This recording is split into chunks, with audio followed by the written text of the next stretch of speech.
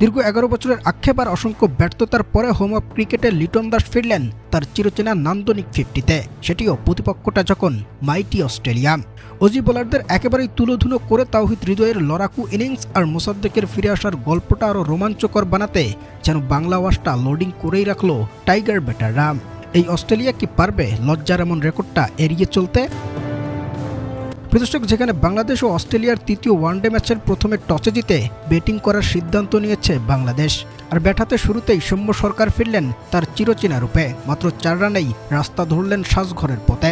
যদিও গত ম্যাচে তিনি ছিলেন দুর্দান্ত, তবে এরপর ব্যাট হাতে নাজমুল হাসান শান্ত আর তানজিদ হাসান তামিমের লড়াইটা চললেও তামিম ফিরেছেন 19 রানে আর নাজমুল হাসান শান্ত 24 রানের কোটায়। এরপর লিটন দাস আর তাওহিদ হৃদয়ের সে কি চোখ জোড়ানো ব্যাটিং।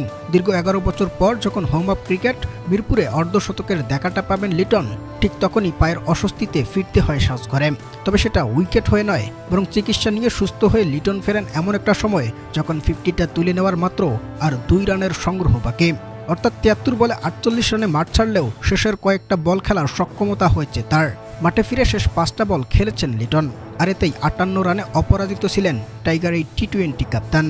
অন্যদিকে দলের হয়ে একাই লড়াইটা করেছেন যেন তাওহিদ হৃদয়। 88 বলে তার সংগ্রহটা ছিল 83 রানের কোটায়। যেখানে মাঝখানে লিটন দাসের ইনজুরিতে মাঠ ছাড়ার পর ব্যাটিং করেছেন মোসাদ্দেক হোসেন সৈকত, যিনি 51 বলে খেলেছেন 56 রানের দুর্দান্ত একটা ইনিংস।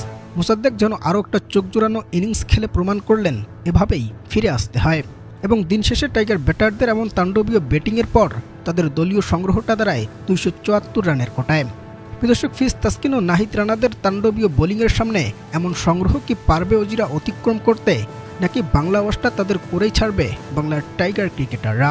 জানাবেন কমেন্টে।